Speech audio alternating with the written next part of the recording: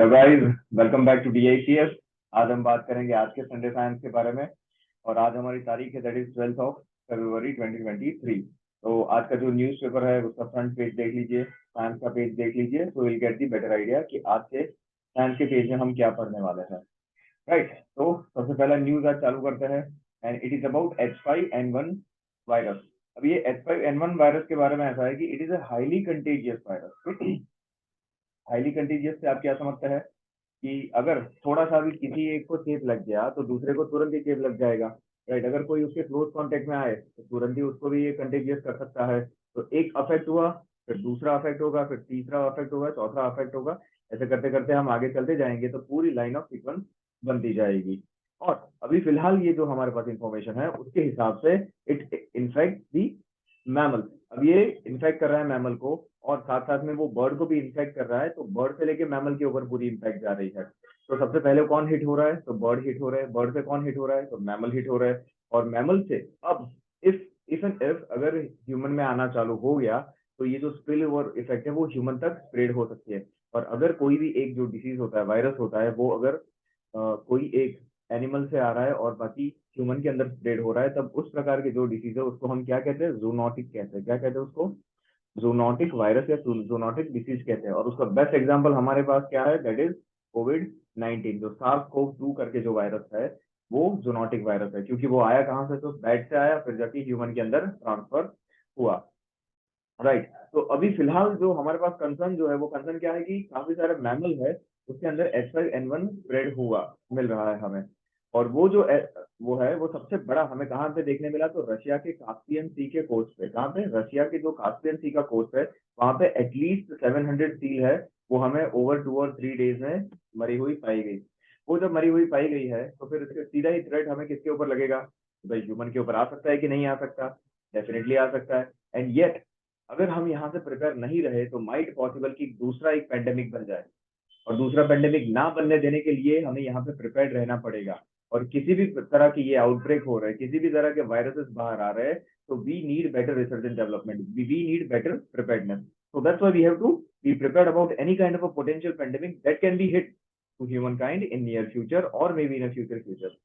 Right, तो वो अब हम देखेंगे कि किस हिसाब से उसको हम डील करेंगे। तो बट फिलहाल ये करंट अफेयर में H5N1 के रिलेटेड आपको इंपॉर्टेंट न्यूज आपके पास है। राइट, उसके बाद जो सेकंड हमें मिल रहा है वो है क्वाजी क्रिस्टल के बारे में। अब क्रिस्टल को अगर आप ध्यान से देखें तो क्रिस्टल कैसे होते हैं कि एक पैटर्न वो फॉलो करते हैं और पीरियडिक मैनर में वो पैटर्न जो है वो रिपीट होती रहती है। तो क्रिस्टल क्या होता है कि the atoms are arrange in a pattern that periodically repeat itself. मतलब यहाँ पे अगर एक्स है, फिर वापस एक्स आएगा, फिर वापस एक्स आएगा, फिर वापस एक्स आएगा।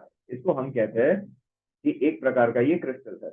बट ये जो पैटर्न है अगर वो इरेगुलर मैनर में रिपीट हो, जैसे कि यहाँ पे एक्स है, फिर वाई आ रहा है, फिर वापस एक्स आ रहा है, फिर वापस एक्स आ रहा है, फिर वापस वाई आ रहा है, तो इस प्रकार का जो कोई क्रिस्टल मिल रहा है हमें, तो वो प्रॉपर क्रिस्टल नहीं है, प्योर क्रिस्टल नहीं है। तो वो हमारे लिए बन जाएगा क्वाजी क्रिस्टल। और क्वाजी क्रिस्टल का हमें थर्ड नेचुरल सोर्स यहाँ पे मिला है। जो दूसरे नेचुरल सोर्सेस है वो क्या क्या है वो पहले देख लेते हैं। तो एक 2009 में हमें फर्स्ट नेचुरल क्रिस्टल पाया गया। तो कोई एक मीटेोराइट था जिसका नाम है खैत्रिका। क्या नाम है? खैत्रिका नाम का जो मीटेोराइट था वो हमें मिला, रशिया के माउंटेन से मिला। वहां पे हमें फर्स्ट नेचुरल सोर्स ऑफ ये क्वाजी क्रिस्टल मिला था। अब ये जो क्वाजी क्रिस्टल दूसरा हमें कहाँ से मिला? तो सेकंड हमें मिला था कि जहाँ पे हमने न्यूक्लियर वेपन का टेस्ट किया था 1945 में। जहाँ पे 1945 में न्यूक्लियर का टेस्ट किया तो वहां पे इतनी ज्यादा हीट बनी होगी, इतना ज्यादा टेम्परेचर इंक्रीज हुआ होगा, तो ये जितने भी वीक बॉन्ड है वो सारे टूट गए और जितने भी बॉन्ड थे वो सारे एक ही स्ट्रक्चर में सेट होने चालू हो गए। बट ये रिपीट एक ही फंक्शन पैटर्न में नहीं कर रहा है, वो रिपीट कैसे हो रहा है? इरेगुलर हो रहा है। अगर एक ही पैटर्न में होता तो हम उसको क्रिस्टल कहते हैं। अगर ये रैंडमली हो रहा है तब जाके हम उसको कहेंगे क्वाजी क्रिस्टल। और ये जो है वो डिस्कवरी जो थी वो किसके हिसाब से उन्होंने डिराइव करी? तो वो था शॉक सिंथेसिस।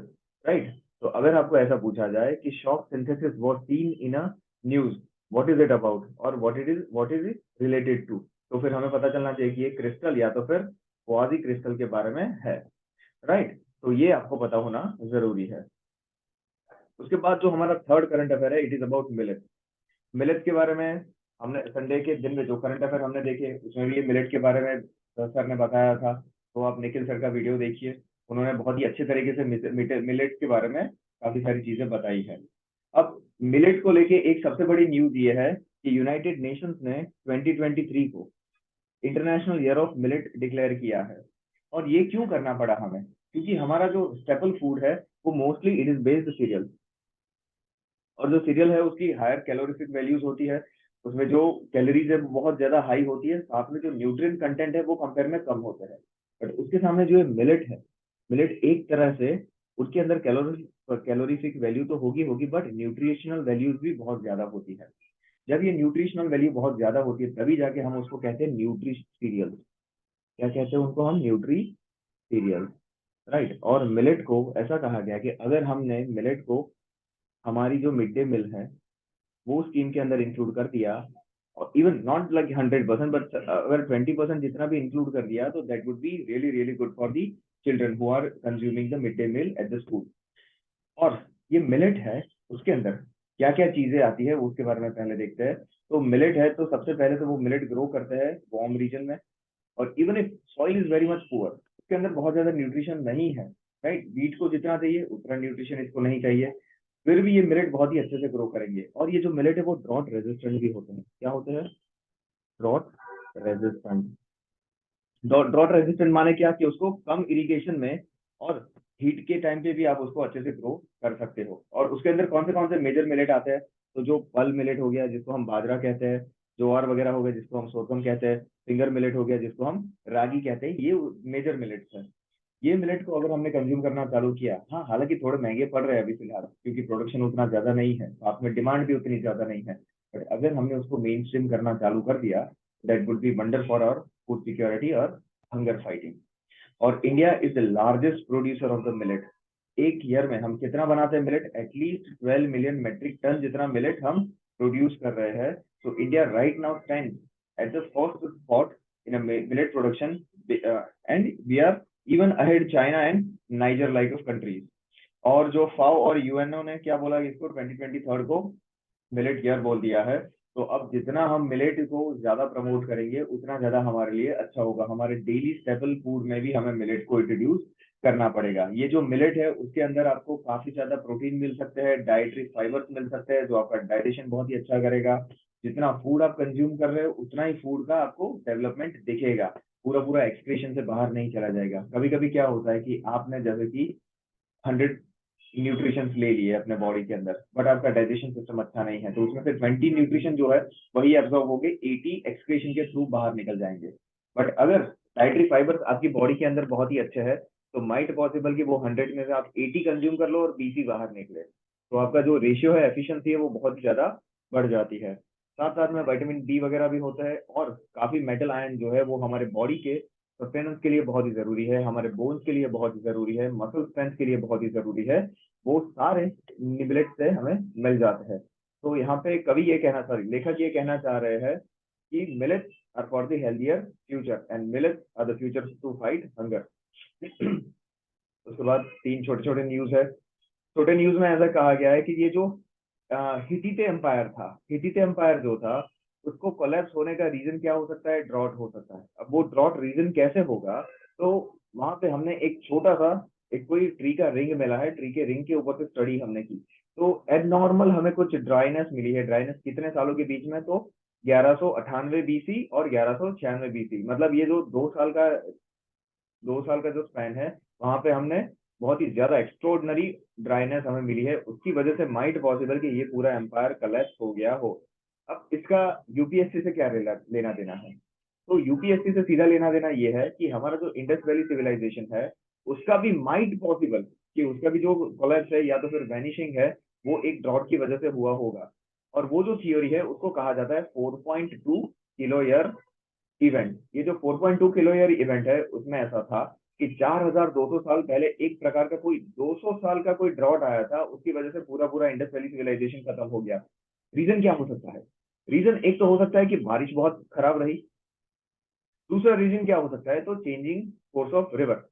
अगर इंडस रिवर जो यहाँ से फ्लो कर रही है और फिर सडनली उसने कोई चीज की वजह से अपना पाथ बदल लिया, तो अगर उसने बहुत ही बड़ा पाथ बदल लिया तो उस टाइम पे तो कैनल वगैरह नहीं था, उस टाइम पे डैम वगैरह भी नहीं था, उनका जो मेजर सोर्स रिवर था उसने ही अपना पूरा रुख बदल लिया, तो उसकी वजह से एक्सट्रीम ड्राइनेस की वजह से भी ये खत्म हो चुका हुआ होगा। तो it is might of a possibility, ये अभी तक थियोरी है।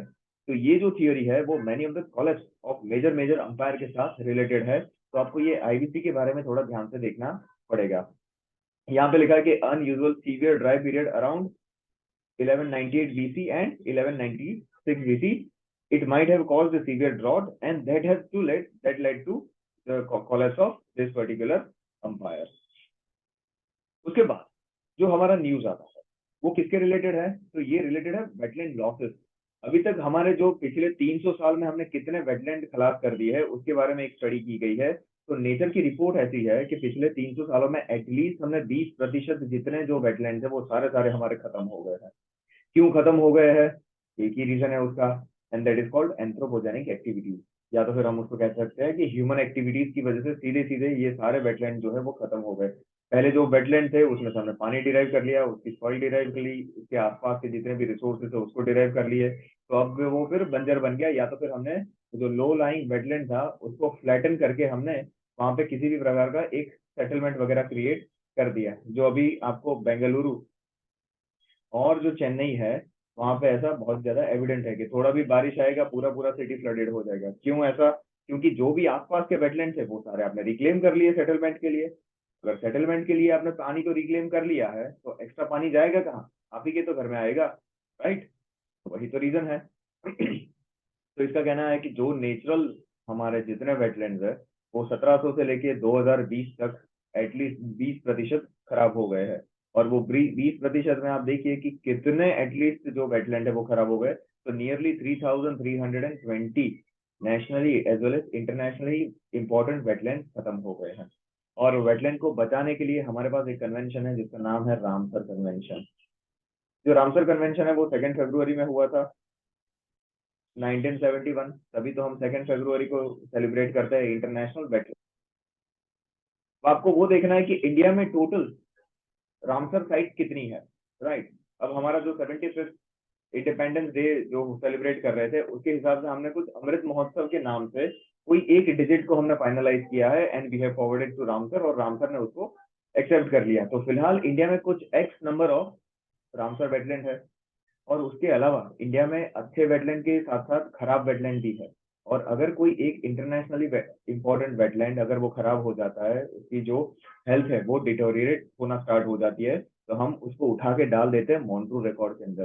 किसमें, मॉन्ट्रू रिकॉर्ड के अंदर। उसमें एक्स लिखा जाता है बट हम एक्स बोलते नहीं है क्योंकि ये फ्रेंच नेम है, तो मॉन्ट्रू रिकॉर्ड के अंदर डाल देते हैं। तो फिलहाल मॉन्ट्रू रिकॉर्ड के अंदर हमारे 2 लेक है, 2 वेटलैंड है। तो please write it down in a comment section कि कौन से वो 2 लेक है, राइट। नेक्स्ट लेक्चर में मैं आपको बताऊंगा, नेक्स्ट वीडियो में मैं आपको के बारे में डिटेल में बताऊंगा कि वे कौन से वेटलैंड है, राइट। तो इस हिसाब से इंडिया अच्छा भी कर रहा है, कहीं कहीं पे इंडिया बुरा भी कर रहा है, तो ये देखते रहना पड़ेगा। फिर लास्टली ये एक फन फैक्ट है कि कोई एक फिश है जो अपने फोटो को रिकॉग्नाइज कर सकती है, अपने फेस को रिकॉग्नाइज कर सकती है। अगर वहां पे आप उसको फोटो, उसकी खुद की फोटो डालोगे यहाँ पे और फिर उसको दिखाओगे तो वो फोटो के करीब लेस अग्रेसिव हो जाएगी, बाकी सारे फोटोज के सामने वो अग्रेसिव हो जाएगी। तो ऐसा कुछ हमने देखा है कि certain fish has recognize their own faces in photos. तो ये कुछ एक फन फैक्ट है, हमारे लिए कोई इंपॉर्टेंट है नहीं, बट इंपॉर्टेंट क्या है, ये नाम इंपॉर्टेंट है।